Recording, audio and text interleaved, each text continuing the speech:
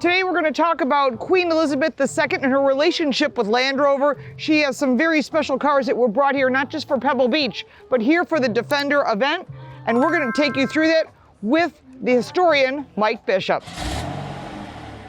Mike, thanks for joining us. Tell us about these amazing cars and their history. Yes, it's an incredible set. Yeah, the vehicles, have been curated to start in 1954, which was Her Majesty's coronation tour of the Commonwealth countries, and we've got two sets, a personal set and a state review set. The personal set are in green. There's four vehicles that run from 1954 up to 2009, and then the state review set, which run from 1954 up to 2005. And they're all green.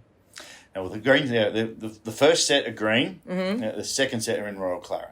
Ah, okay. Yeah. The Queen had such significance on a global basis. It wasn't just England. I mean, she really had a presence, and people really respected her. I mean, especially here in the U.S., we look to her. We all look up to her. It's so funny how it just is that way. But I want to talk about the cars themselves. I mean, the history and the connection to Land Rover and the brand, I think, is so important. And I think I want people to understand that importance. Her father, King George VI, he had the first Land Rover with the royal family in 1948. That's when we started manufacturing Land Rovers there. So he had a few vehicles, and as she was Princess Elizabeth in those days, she got to use them and know them and everything. And obviously, as a post World War II vehicle, that was something very modern. Yes. Yeah. If you look at the way vehicles evolved, there's a massive step from 1930s to 1940s and 50s cars. Mm-hmm. And so it was something that they, as a young couple, especially with, a young family, they really gravitated to that, practical use of them. You can use them for almost anything, as you can do today. You can.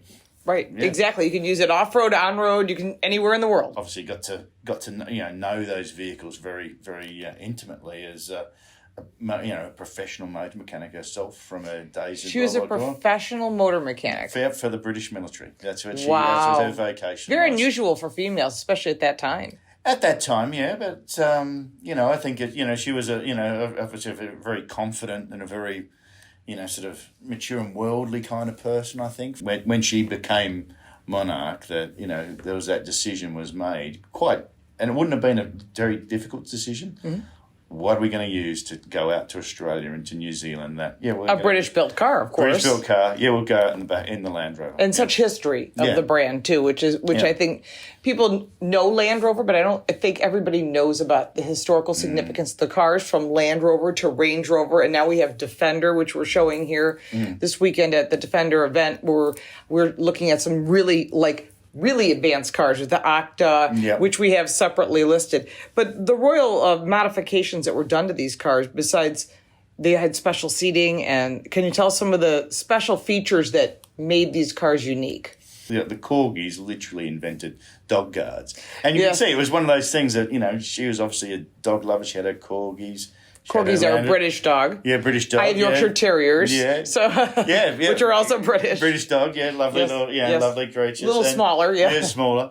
But, you needed, she needed dog guards. And so if you go back to, into the 1960s vehicles, there wasn't a feature that people would have just gone into their dealer and said, can I have a dog guard? Whereas today, it's, You can order that. You can order on a lot of different brands. So she sort of set the pace. Yeah, set the pace. And I don't think, once again, it wouldn't have been one of those things where, there would have been any, someone sitting down saying, we have to design this. It would have just been like, I'm going to take the dogs around the estate. Oh, yeah, they jump over the back seat. Let's put a barrier there. Oh, actually, that's a really great idea. It is smart. So the state review vehicles, the cars there, which are the ones which are in royal claret, that, deep maroon red Beautiful color, yes. Beautiful colour, which is a colour dates back to Queen Victoria's time. Oh, really? And, it's a colour that's used, for when the monarch is, in state for that presentation role, they arrive, and it's usually with a vehicle. In Queen Victoria's time, it was with train carriages.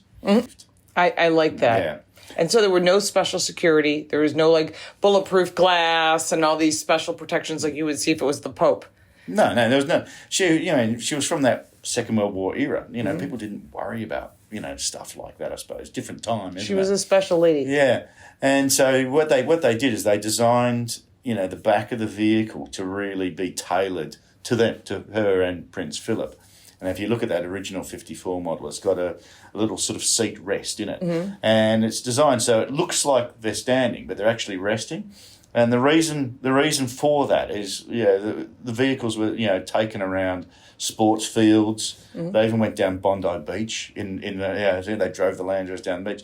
And you're not on a nice, flat, paved, smooth surface. You're moving around. So you need some way of actually holding yourself in place to be able to sort of engage with the crowd, smile, look, and that. So, the engineering behind them is very, very, very clever. And the spec of those ceremonial vehicles was set with those original set of Royal Tour cars from 1954 and carried on, into the Series II Land Rover in the 1960s, and then the first Range Rover in the 1970s, and right up to today. How those ceremonial state review Land Rovers and Range Rovers work. So if people want to see more of these cars, there's 10. I know there's a lot more vehicles in London.